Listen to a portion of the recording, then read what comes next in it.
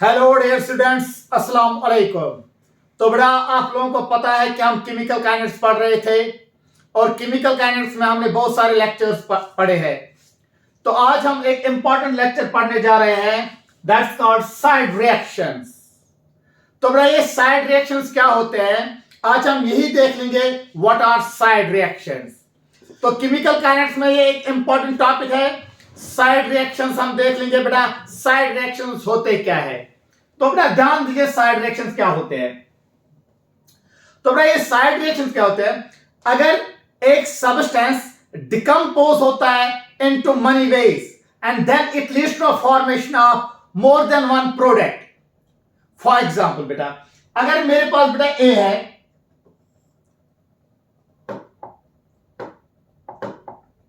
बेटा मेरे पास ए है, this A decompose in many ways. Let's suppose it decompose in 3 ways. तो बेटा ये जब डिकम्पोज हो जाएगा in many ways, it leads to formation of different type of products. Let's suppose it leads to formation of B, it leads to formation of C, it leads to formation of D. तो बेटा what are side reactions now? Side reactions वो reactions होते हैं जहां पे substance एक decompose हो जाएगा into many ways. For example here, A decompose हो रहा है into many ways. It decompose in this way, it decompose in this way, it decompose in this way. तो जब ये decompose हो रहा है into many ways, it leads to formation of different types of products. It leads to formation of B, it leads to formation of C, it leads to formation of D. तो बेटा ध्यान दीजिए, तवज्जो दीजिए बेटा। तो जब ये A decompose होता है into many ways, it leads to formation of different types of products. It leads to formation of B, it leads to formation of C, it leads to formation of D. तो बेटा याद रखिए, जब एक ही substance decompose होता है into many ways, then it leads to formation of different types of products. That's called side reaction. That's called a side reaction. For example, यहां पे एक main product होगा. Let's suppose this B is a main product. ये B आपके पास man product है बेटा, और ये दो प्रोडक्ट्स जो है बेटा आपके पास B और C और D जो है, these are side products. That's why it's called side reaction. Side products या जिनका नाम आप बोलते हो बाई प्रोडक्ट्स। तो आप समझ लीजिए, साइड रिएक्शंस वो रिएक्शंस होते हैं जहां पे सब्सटेंस डिकम्पोज होता है into many ways, then it leads to formation of different types of products. तो यहां पे एक मेन प्रोडक्ट होगा, बाकी जो आपके पास होंगे वो साइड प्रोडक्ट्स होंगे। तो बेटा जब ये डिकम्पोज हो जाएगा, हर एक रिएक्शन के लिए यहां पे अपना अपना रेट कांस्टेंट होगा। तो जब ए बी बनाता है, लेट्स सपोज इसके लिए जो रेट कांस्टेंट है दैट्स K1, बेटा उसके बाद जब ये डिकम्पोज होता है it leads to formation of C, इसके लिए एक रेट कांस्टेंट होगा दैट्स K2। फिर जब ये डिकम्पोज होता है it leads to formation of D, इसके लिए जो रेट कांस्टेंट होगा दैट्स K3। तो जब ये डिकम्पोज होता है to lead to formation of B, इसके लिए एक रेट कांस्टेंट है दैट्स K1। जब ये डिकम्पोज होता है टू फॉर्म सी, इसके लिए एक रेट कांस्टेंट होगा दैट्स K2। जब ये डिकम्पोज होता है to lead to formation of D, इसके लिए एक रेट कांस्टेंट होगा दैट्स K3। तो बेटा अब अगर हम देखेंगे variation of concentration of these products and this reactant, अगर हम इनकी वेरिएशन ऑफ कंसंट्रेशन देखेंगे तो यहां पे बेटा ए रिएक्टेंट है, तो जाहिर सी बात है अगर एक ए रिएक्टेंट है तो इसकी कंसंट्रेशन बेटा डिक्रीज हो जाएगी। So with the passage of time, the concentration of A will keep on decreasing, but the concentration of products will keep on increasing. B की भी इंक्रीज हो जाएगी, C की भी इंक्रीज हो जाएगी और D की भी इंक्रीज हो जाएगी, लेकिन सबसे ज्यादा इंक्रीज हो जाएगी B की, बिकॉज जो ये B है इट्स अ मैन प्रोडक्ट। तो अगर B मैन प्रोडक्ट है तो जाहिर सी बात है ये ज्यादा बन जाएगा। सो B की कंसंट्रेशन ज्यादा होगी as compare to C and D, लेकिन A की कंसंट्रेशन डिक्रीज हो जाएगी because A is a reactant. B, C और D की कंसंट्रेशन इंक्रीज हो जाएगी क्योंकि आपके पास प्रोडक्ट्स है, लेकिन यहां पे जो B है इट्स द मैन प्रोडक्ट। तो बेटा अगर B मैन प्रोडक्ट है तो इसकी कंसंट्रेशन सबसे ज्यादा होगी।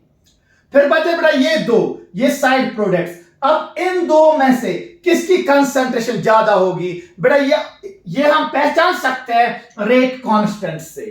तो बेटा अगर K2 ज्यादा है, if this rate constant is more as compared to K3, then C will be more as compared to D.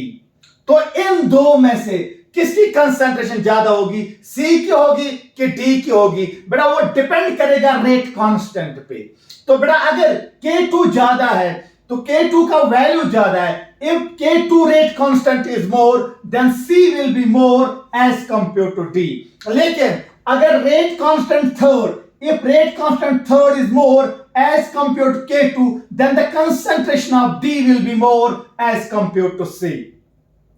तो डिपेंड करता है बेटा अब सी की कंसंट्रेशन ज्यादा होगी कि डी की? इन दो में से साइड प्रोडक्ट्स में सी की कंसंट्रेशन ज्यादा होगी कि डी की? वो डिपेंड करेगा रेट कांस्टेंट पे। तो जिसका रेट कांस्टेंट ज्यादा होगा उसी का कंसंट्रेशन ज्यादा होगी। Because you know rate of reaction depends upon, rate of reaction is directly proportional to the rate constant or velocity constant.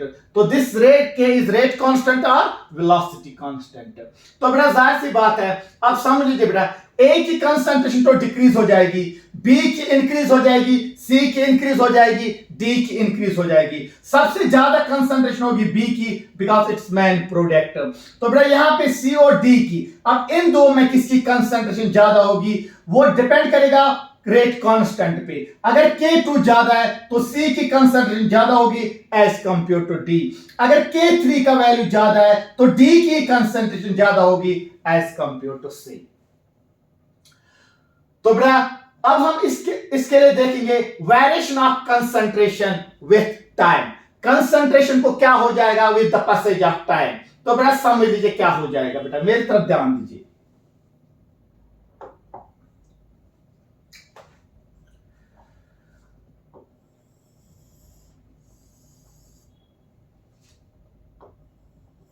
Let's suppose यहां से हम कंसंट्रेशन ले रहे हैं, यहां से हम टाइम ले रहे हैं।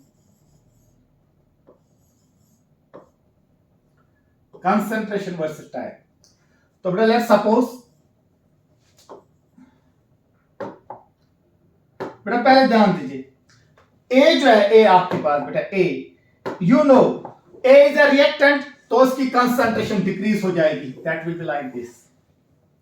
तो बेटा एट द सेम टाइम जो आपके पास बी है, सी है और डी है, बी की कंसंट्रेशन इंक्रीज हो जाएगी और वो सबसे ज्यादा होगी। ये बी है, ये ए। लेकिन अब जरा उसकी तरफ ध्यान दीजिए बेटा, वापस आए उसकी तरफ ध्यान दीजिए। बेटा यहां पे अब सी और डी, अब कंसंट्रेशन सी की ज्यादा होगी कि डी की? ये डिपेंड करेगा रेट कांस्टेंट पे। बेटा अगर मैं आप लोगों को बोल दूं यहां पे K2 is more than K3, K2 is more than K3, अगर मैं आप लोगों को बोल रहा हूं बेटा K2 is more than K3, तो K2 का वैल्यू ज्यादा है, इसका मतलब इस रिएक्शन के लिए रेट कांस्टेंट ज्यादा है। अगर रेट कांस्टेंट ज्यादा है तो concentration of C will be more as compared to D। तो इसका मतलब है बेटा concentration of C will be more as compared to D because for C rate constant is more। तो बेटा आप समझ लीजिए, वापस आइए बेटा, तो concentration of C is more as compared to D। देखिए बेटा क्या होगा, ये concentration of A will decrease, concentration of B will increase. उसके बाद बेटा किसकी कंसंट्रेशन इंक्रीज हो जाएगी? उसके बाद कंसंट्रेशन ऑफ C, उसके बाद कंसंट्रेशन ऑफ D। तो बेटा आप समझ लीजिए, यहां पे हमने क्या किया बेटा, concentration of B will be more because it's a product, concentration of C और D।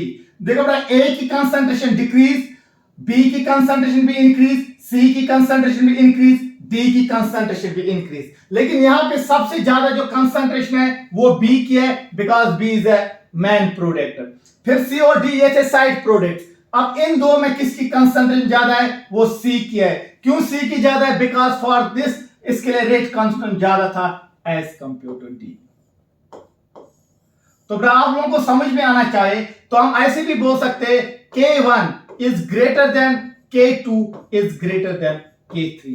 तो जिसके लिए बेटा रेट कांस्टेंट ज्यादा होगा उसकी कंसंट्रेशन भी ज्यादा होगी। तो आप समझ लीजिए बेटा, अब हम बेटा अगर हम इस रिएक्शन की साइड रिएक्शन जो है आपके पास, अगर हम इस साइड रिएक्शन की रेट देखेंगे तो देखिए बेटा वो किस तरह होगी। तो देखिए बेटा साइड रिएक्शन की रेट, बेटा ए जो है ना it's a reactant, it leads to formation of product B C and D. अब देखिए बेटा इसकी रेट कैसे हम लिख सकते हैं बेटा, मेरी तरफ जरा तवज्जो दीजिए बेटा। देखिए बेटा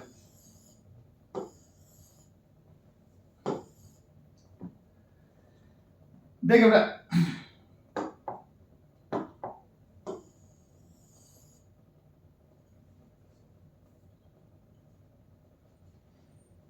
देखिए बेटा रेट, सो बेटा आप लोगों को पता है rate according to law of mass action, rate of reaction is directly proportional to the molar concentration of reactants each raised to the power equal their coefficient।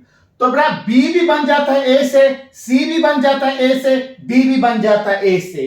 तो A की कंसंट्रेशन किसी भी सूरत में डिक्रीज हो जाएगी। जब ये B देगा तो इसकी कंसंट्रेशन डिक्रीज हो जाएगी, जब ये C देगा तो इसकी कंसंट्रेशन डिक्रीज हो जाएगी, जब ये D देगा तो इसकी कंसंट्रेशन डिक्रीज हो जाएगी। अब बेटा जरा यहां पे रेट लिखिए बेटा, रेट